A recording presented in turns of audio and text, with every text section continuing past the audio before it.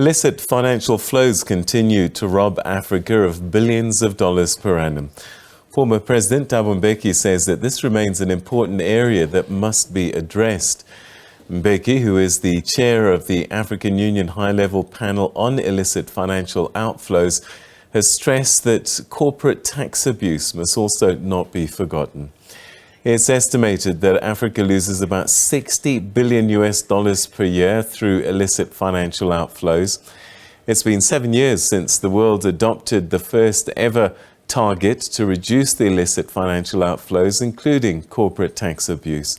Former President Mbeki has emphasized that Africa needs to address the lack of inclusive architecture for international tax cooperation. Now, let's talk now to economist Mgcinazwe Zwane, who's on Zoom to share his thoughts. Thanks so much indeed for joining us. Welcome to the program. Help me and our viewers understand, what is illicit financial outflows? Good evening, Peter, and viewers at home. Thank you for the opportunity. Illicit financial flows are illegal movements of money or capital from one country to another. Global Financial Integrity classified this movement as an illicit flow when funds are illegally earned or transferred or utilized across an international border. All right, give us some examples of the typical kind of flows that we see most commonly. You'll have your drug cartel using trade based on money laundering, and you'll have an importer using trade misinvoicing. For example, you have your corrupt public official using anonymous shell company. With the drug cartel, techniques to mix legal money from the sale of used cars with illegal money from the drug sales. An importer using trade misinvoicing by evading custom duties or value-added tax or income. And the other one that you'll find out now, human trafficking, carrying a briefcase of cash, or a member of terrorist organization wiring money from one region to another and operating another. Or a corrupt public official using an anonymous shell company, as I've alluded earlier. So these will be your examples of this illicit money outflows. How vulnerable are we as a continent, and what makes us so vulnerable? Peter, look, and the viewers at home, it is very dangerous in the sense that illicit financial flows results in a loss of what are often desperately needed resources to fund public initiatives or critical investment. Collectively, for example, developing countries, this will represent $100 of millions in lost or forgone taxes revenues that could have otherwise been collected and used for supporting sustainable economic growth, creating jobs, reducing inequality, poverty, and addressing climate change, as we are now suffering from it in 2022, among other things. How much do you think South Africa suffers from this? We have a huge economy, and I guess we could be the kind of country that's easily targeted. Estimatically, we are losing about $50 billion currently in our country. And therefore, one can just say that by 2030, it will be more than that for sustainable development goals of all these underdeveloping countries. The president also talked about corporate tax, and we're always having to be careful about the difference between tax avoidance and tax evasion.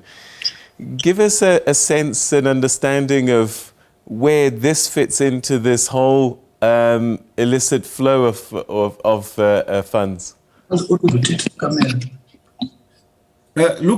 Peter, every rent in our case as South African, we are using rents that leaves one country, it will end up in another country. Very often, this means that these illicit financial outflows from developing countries ultimately end up in banks in developing countries like the United States or your UK, as well as tax havens like Switzerland, British Virgin Islands, and Singapore. So what does it really mean? That it means that now we as a developing country, we are losing the opportunity of using those funds that have been taken out of our course, where we will have said, let's probably create employment, because as you can see now, the employment rate in South Africa is very high compared to 20 years or before democracy. So it affects us negatively in a way that one can just assume and pray that it does not bring our country to a downfall in the future. But I suppose that,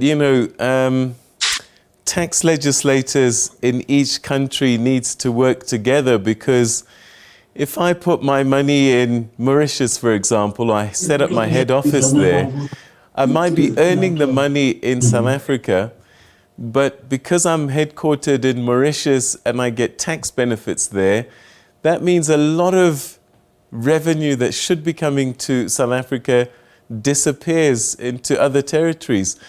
But these other countries don't have much to offer other than tax breaks.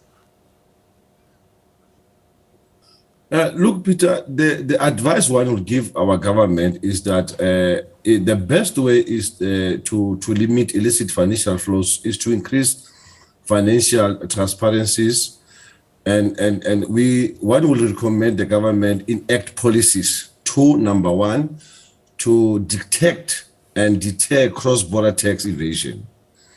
Number two, to eliminate anonymous shell companies.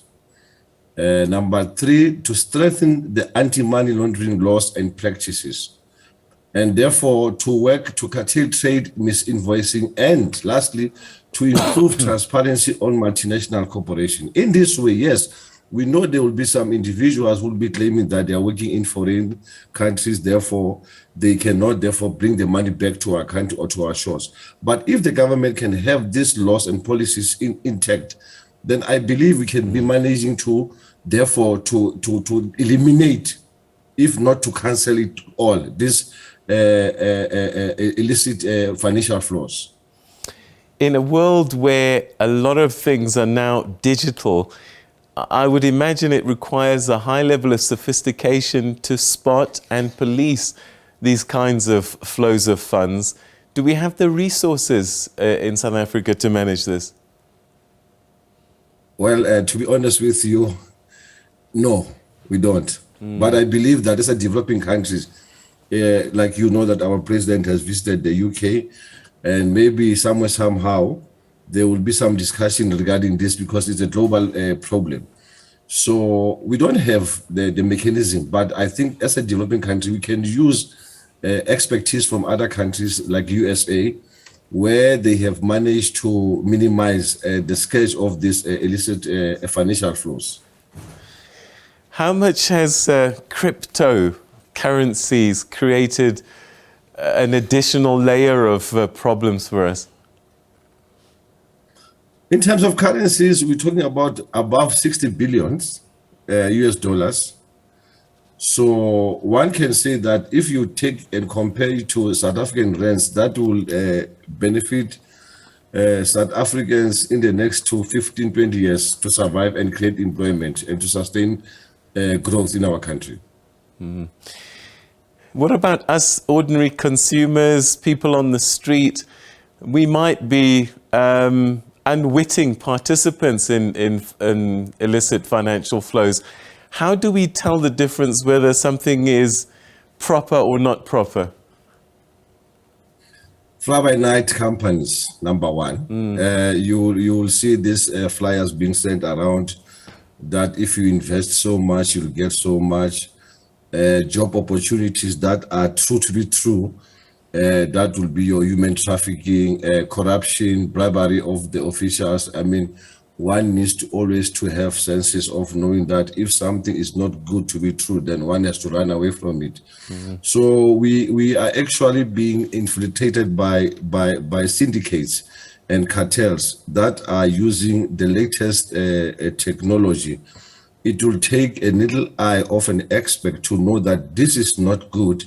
But unfortunately, we have to be aware of all these flyers that we get that might entice people to part with their hard-earned cash, knowing very well that it is not true. I mean, if someone says that if you invest 50 rand, you'll get 200 rand, I mean, it is not true. So we want to tell the public that they must be aware of such, because it is not fair, and it will actually destroy many people, especially when we come from COVID. That has drained our domestic resources.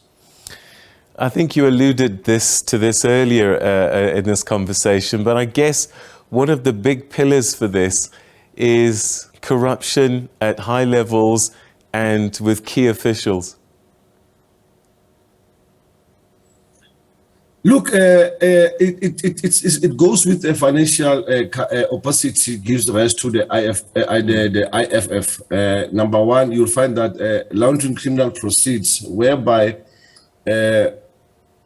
if you are aware of what is happening in our country with this hijacking and kidnapping, which amounts to human trafficking and bribery officials, theft of state assets. We know about the corruption and the Zondo Commission that we had, corporate individual, the white collar, and the conflict of interest, regulatory abuse. So those are some of the things that when you might ignore it if you are one who's not involved in financial sectors, but even a person and a layman on the street must be made aware of such things so that we can be all aware of what is happening in our country. Mr. Zwane, we'll leave it there for the time being. Thanks very much indeed. I think this is another one of those conversations we probably need to be having more frequently. Thanks for your update today.